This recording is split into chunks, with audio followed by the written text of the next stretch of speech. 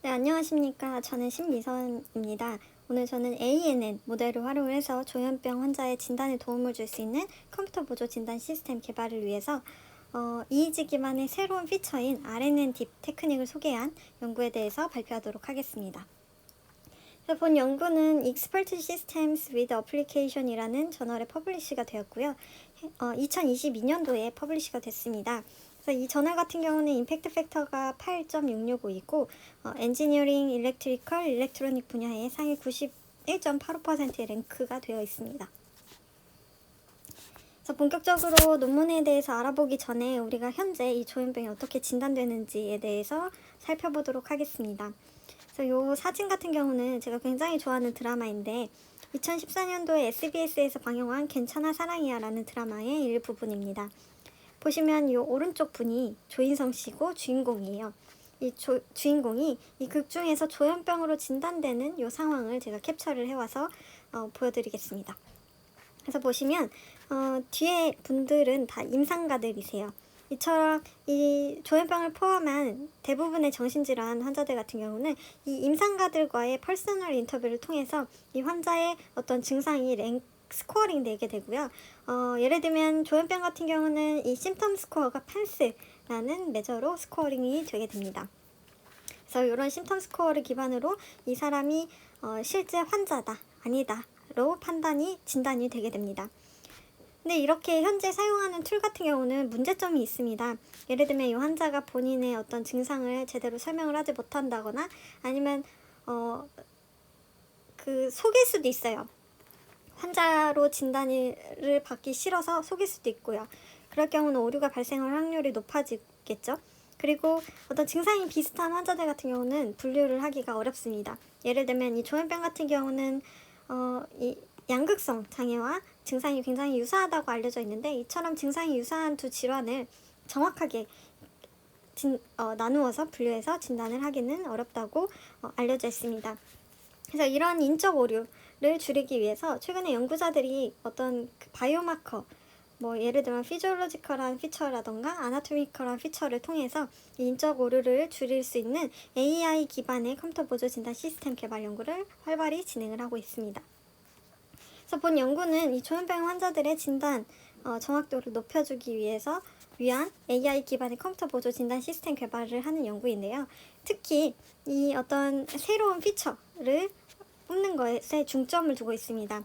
그래서 본 연구에서 소개한 새로운 피처는 Relaxed Local Neighbor Difference Pattern이라고 해서 RNN 딥이라는 새로운 피처이고요. 그 다음에 이 피처뿐만 아니라 다양한 피처들을 이렇게 퓨전해서 사용을 할 수 있는 스트래티지 또한 소개를 해주고 있습니다. 그래서 하나하나 우리 같이 알아보도록 하겠습니다. 그래서 우선은 본 연구에서 소개한 이 RNN 팁을 우리가 알아보기 이전에 이 로컬 바이너리 패턴 익스트랙션이라는 것을 우리가 알고 넘어갈 필요가 있어요. 이 로컬 바이너리 패턴은 우리가 줄여서 LBP라고 부르도록 하겠습니다. 이 LBP 방법은 이미징 데이터에 많이 사용된다고 알려져 있어요. 그래서 이 각각의 픽셀의 어떤 밝기 정보들을 가지고 이를 기반으로 해서 피처를 뽑는 방법으로 알려져 있는데요. 이를 위해서 이렇게 이런 디멘전의 이미지가 있다고 우리가 가정을 해봅시다. 그래서 이 LBP 기반의 피처를 뽑을 때는 이 센터가 항상 기준이 된다고 알려져 있어요. 그래서 이 서브 이미지를 보시면 이 센터의 값이 92죠. 그래서 만약에 이 첫 번째 비트에 있는 값이 이 센터 값보다 클 경우는 1로 치환이 되고 작을 경우는 0으로 치환이 돼요. 그래서 보시면 첫 번째 비트에 있는 값은 75고 센터에 있는 값은 92죠. 그래서 얘가 센터보다 작기 때문에 0으로 이렇게 치환된 것을 확인을 할 수가 있고 이 네 번째 비트에 있는 값을 보면은 센터에 있는 값보다 크기 때문에 이렇게 1로 치환이 된 것을 확인을 할 수가 있습니다. 그래서 이것을 이렇게 8비트의 바이너리 값으로 변환을 해준 다음에 얘를 다시 데시말 값으로 이렇게 변환을 해줘서 이것을 피처로 사용을 하는 방법이 LBP다 라고 알려져 있습니다. 그래서 이건 이미징 데이터에 많이 사용을 하는 방법이고 이 이미징 데이터에 사용하는 LBP를 EEG 시그널에 적용을 하기 위해서 원디멘셔널 LBP라는 방법을 제시를 했습니다. 요 원디멘저널 LBP 방법은 2014년도에 Applied Mathematics and Computation이라는 저널에 소개가 되었다고 해요. 그래서 이 방법 같은 경우는 이렇게 시계열이 있죠. 이 시계열을 이렇게 시간 흐름에 따라서 나타낸 다음에 이것도 마찬가지로 센터 값을 기준으로 이 LBP 값을 추출을 하게 됩니다. 그래서 센터 값이 25보다 크면은 1로, 그리고 작으면 0으로 이렇게 바이너리 값으로 나타낸 다음에 얘를 다시 데시말 값으로 변환을 해서 얘를 가지고 피처를 사용을 하는 것이 원디멘저널 LBP다 라고 이해를 하시면 됩니다. 근데 보시는 것처럼 이 원디멘저널 LBP 같은 경우는 이 어떤 신호의 베리에이션, 로컬 베리에이션에 굉장히 센서티브한 그런 특징을 가지고 있어요. 그래서 이런 베리에이션에 조금 덜 센서티브한 피처를 2017년, 요거 2017년 논문입니다. 그래서 2017년에 소개를 해줬는데 이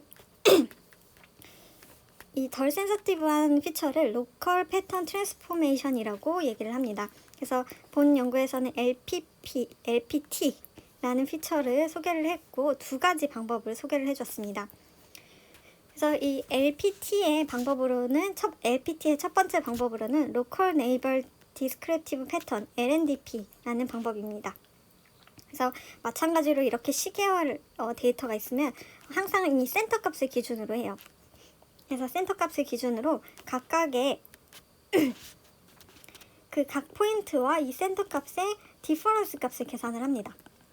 그래서 디퍼런스 값을 계산을 한 다음에 이 디퍼런스 값이 0보다 큰지 혹은 0보다 작은지를 기준으로 해서 0보다 크다면 1의 값으로, 그리고 0보다 작으면 0의 값으로 이렇게 바이너리 값으로 나타내 준 다음에 얘를 데시말 값으로 변환을 해줘서 피처를 뽑는 방법이 LNDP 방법이다 라고 기억을 해주시면 됩니다. 그래서 여기서 중요한 포인트는 이 센터 값과 각 타임 포인트의 값의 디퍼런스 값을 기반으로 해서 계산을 하는 것이 LNDP 값이다 라는 것을 기억을 해주시면 되고, 두 번째로 소개한 LPT 방법으로는 원디멘저널 로컬 그레디언트 패턴입니다. 그래서 이건 말 그대로 앞서는 디퍼런스 값을 계산을 했다면 얘는 그레디언트 값을 계산을 해주는 거예요. 그래서 이 방법으로는 이 센터 값을 각각의 타임 포인트에서 다 빼줘요. 그래서 여기 보시면 이 센터 값이 10인데 10의 값을 각각의 타임 포인트에서 빼줘서 이 그레디언트 값으로 변환을 해줍니다. 그래서 이 그레디언트 값으로 변환을 해준 다음에 이 그레디언트의 평균 값을 다시 계산을 해줘요. 그래서 이 평균 값을 계산을 해주고 얘를 다시 한번 이 각각의 그레디언트 값에서 다 빼줍니다.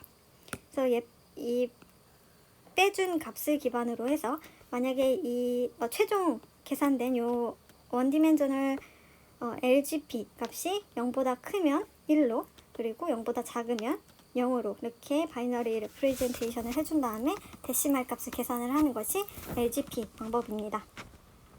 그래서 간단하게 정리를 해보자면 첫 번째로 LNDP 값은 디퍼런스 값을 기반으로 계산이 되어지고 원디멘저널 LGP 값은 그레디언트 값을 기반으로 계산이 되어진다 라는 중요한 포인트만 기억을 해주시면 될 것 같습니다. 그래서 이 본 연구에서 소개를 해준 LNDP랑 그 다음에 원디멘저널 LGP, 그리고 앞서 2014년도에 소개된 원디멘저널 LBP 이 방법을 각각을 통해서 뽑힌 피처의 성능을 이렇게 비교를 해보았습니다. 그러기 위해서 사용한 데이터는 정상인 데이터와 이 에필랩시 페이션트, 그러니까 뇌전증 환자죠. 정상인과 뇌전증을 분류를 하기 위해서 이렇게 데이터 셋이 사용이 됐고, 이 각각의 데이터 셋을 가지고 이런 다양한 케이스를 나눴는데 본 연구를 소개를 하는 것은 이 피처 익스트랙션 방법의 성능 비교이기 때문에 이 그래프만 집중적으로 봐주시면 될 것 같습니다. 그래서 이 빨간색이 원디멘저널 LBP, 그러니까 2014년도에 제안된 방법이고, 이 파란색이 디퍼런스 기반, 그리고 이 초록색이 그레디언트 기반의 새로운 피처 익스트랙션 방법이다 라고 생각을 하시면 됩니다. 그래서 보시는 것 같이 LBP에 비해서 새로 제안된 이 두 방법이 성능이 굉장히 높은 것을 확인을 할 수가 있죠.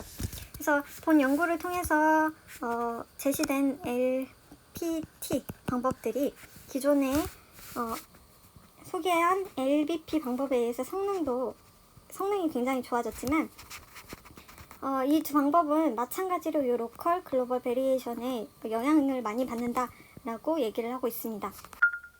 그리고 추가적으로 로컬 네이버후드 그레디언트 패턴 LNGP에 대해서도 소개를 해드리도록 하겠습니다. 해당 논문은 MDPI 저널의 다이아고노스틱이라는 저널에 2021년도에 퍼블리시된 논문입니다. 그래서 이 LNGP라는 피처 익스트랙션 방법은 이름 자체에서도 유출해 볼 수 있듯이 이 그레디언트 값을 가지고 피처 익스트랙션을 하는 방법입니다. 그래서 우리 앞서 원디멘저널 LGP에서 사용을 했던 이 그레디언트 값을 계산을 한 다음에요. 얘를 가지고 특정 스트래티지를 통해서 바이너리 값으로 나타내게 됩니다. 이때 사용한 방법이 만약에 xi, 여기가 xi고 여기가 xi 플러스 1이에요.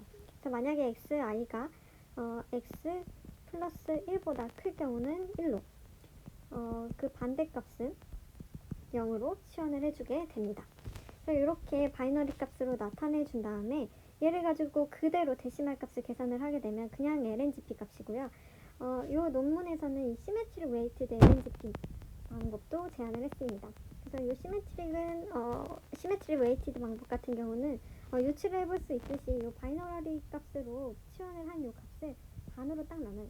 그래서 왼편, 오른편 값을 각각 데시말 값으로 계산을 하게 됩니다. 그래서 왼편에서 11의 값이 나오고 오른편에서 12 값이 나오게 되면 이 값을 합쳐서 얘를 가지고 피처를 사용을 하게 됩니다.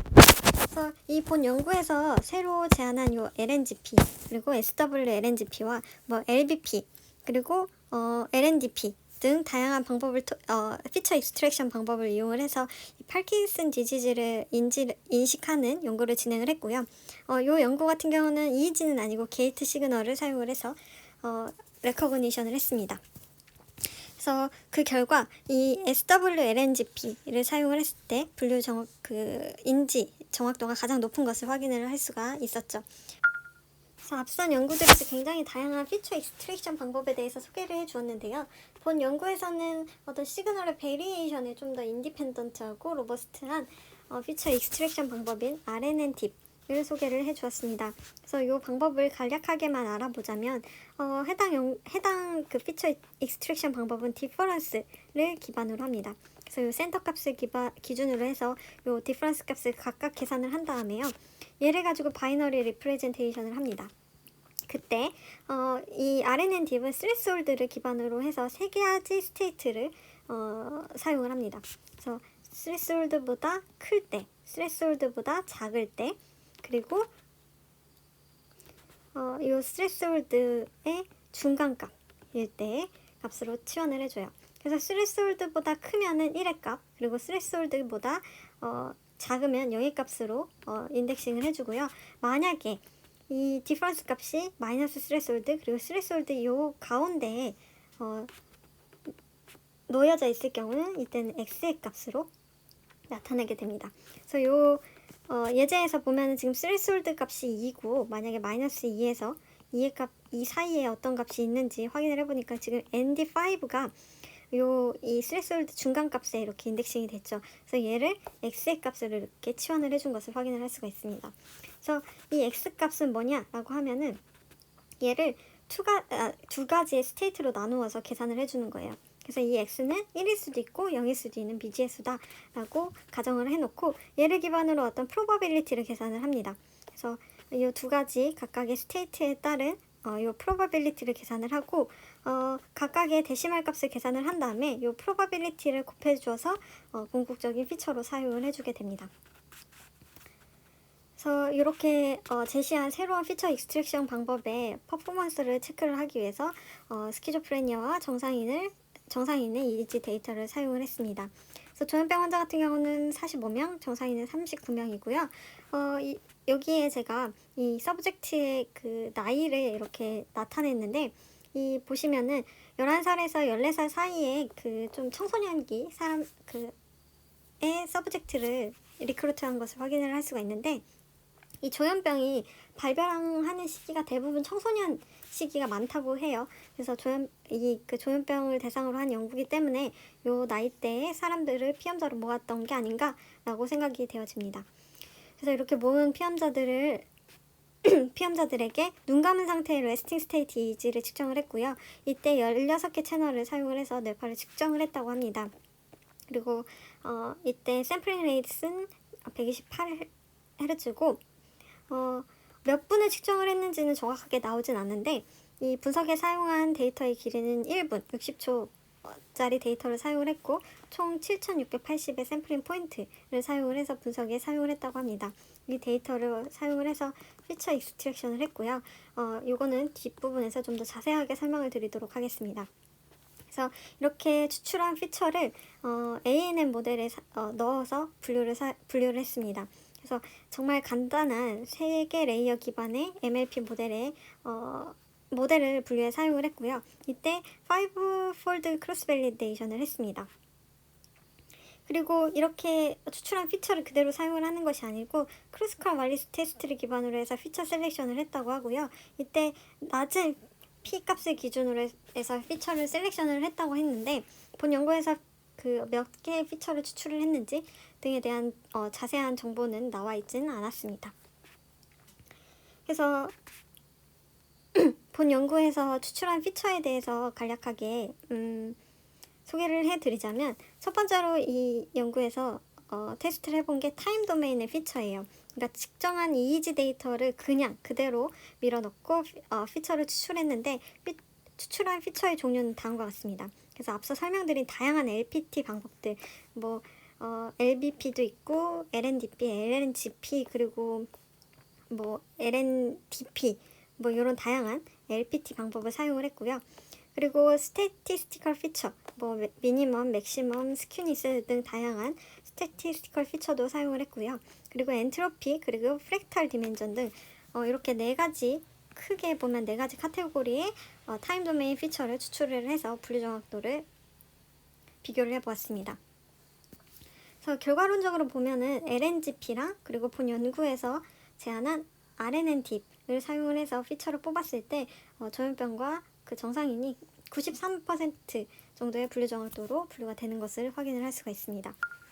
그래서 앞서는 타임 도메인의 시계열을 이용을 해서 피처를 추출해서 성능을 확인을 했다면 추가적으로 타임 프리퀀시 도메인, 즉 주파수의 어떤 시계열을 추출을 해서 이것을 활용을 해서 피처를 뽑고 얘를 가지고 분류 성능을 한번 확인을 해봤습니다.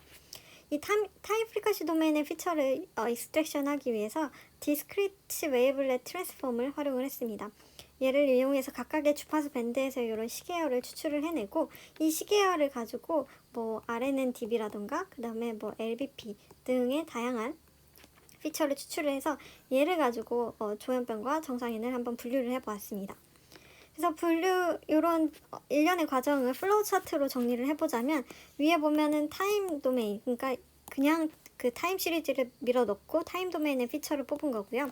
하단에는 타임 프리퀀시 도메인, 그러니까 요 DWT를 통해서 각각 주파수 밴드의 타임 시리즈를 이렇게 익스트랙션하고 얘를 가지고 다시 RNN-DB라던가 아니면 스태티스티컬 피처라던가 다양한 피처를 추출을 해서 얘를 가지고 조현병과 정상인을 분류를 했습니다. 그리고 하나 더 추가적으로 이 타임 도메인의 피처와 그리고 타임 프리퀀시 도메인의 피처를 퓨전을 해서 얘를 가지고 조현병과 정상인을 분류를 했습니다. 이때 퓨전을 했을 때 이 단순히 타임 도메인과 타임 프리퀀시 도메인의 피처를 모두 사용을 하는 것이 아니라 크루스컬 왈리스 테스트를 통해서 피처 셀렉션을 하고요. 얘를 가지고 조현병과 정상인을 분류를 했습니다. 그래서 결과를 보시면 타임 프리퀀시 도메인의 피처를 사용을 했을 때는 타임 도메인은 아까 93.8% 분류 정확도 타임 도메인을 확인을 할 수가 있었는데 이 타임 프리퀀시 도메인의 피처를 사용을 했을 때는 성능이 그렇게 높진 않았어요. 높다고 해도 요 알파를 사용을 했을 때 87.5% 정도의 분류 정확도를 얻었었고요. 대신 요 피처를 퓨전을 해서 사용을 했을 경우는 분류 정확도가 굉장히 높아지는 것을 확인을 할 수가 있습니다.